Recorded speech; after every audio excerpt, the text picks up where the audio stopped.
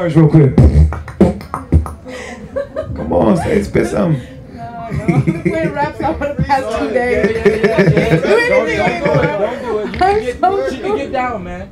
I can tell. She get down, man. You dress like yo-yo. Yeah, she Kick some. When did you even get here? When did you get to the Splash? I got here like an hour ago. So you haven't seen much of it No. yet. Have you ever heard of it before? Yeah. Oh yeah. But it's I your hear first time here. Yeah, I hear all the time about Splash and Hip Hop Camp and a few others, Roskilde, Peace and Love. All right. I like little stages. You know what I'm Why? saying? Why do you like little stages more? Because I don't have to walk around as much. Oh, that's nice. No, like. You get excited? I mean, I get not like that, but I just when there's a bigger. I like when the surface where the audience is smaller, because I want to serve everybody. You know what I mean? And I want to have anybody that I can have some kind of up close contact with. I want to do that. And so if there's people over there that I can stand close to and actually talk to, I want to talk to them all the way over there and then go all the way over to the other side. So I like it when it's concentrated, when I can see everybody at once. Because whenever I'm talking to one, I feel like I'm neglecting the other people. Really? Yeah. That's kind of ADD. I don't think it's ADD. I think It is a little bit. It's just very loving. It is. I'm not saying it in a bad way. Maybe it's ADD love. Maybe ADD, I have so love all the way. Love ADD. That like I feel, but I just don't ever want anybody to be watching me rap and looking at my back, and I'm not. Yeah, sure. I'm not giving them my full attention. Yeah, definitely. I don't want somebody to give me their attention, and I'm not giving my attention back to them. How's that?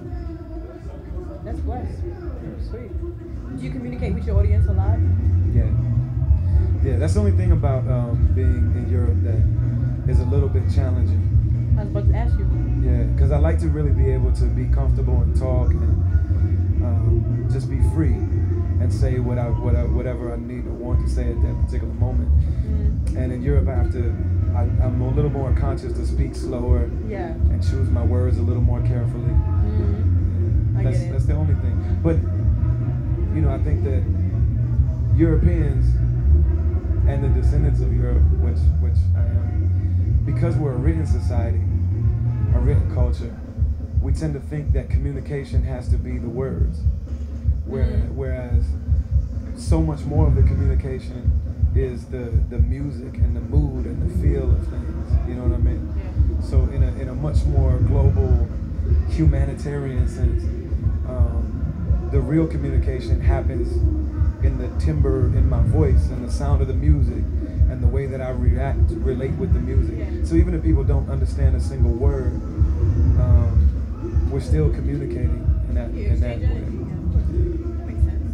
But I mean, coming from such a, I want to say rough background, kind of, as it is described, reading about you, or you fighting for custody for your son, and coming from like a divorce and remarriage and being homeless, even that's true.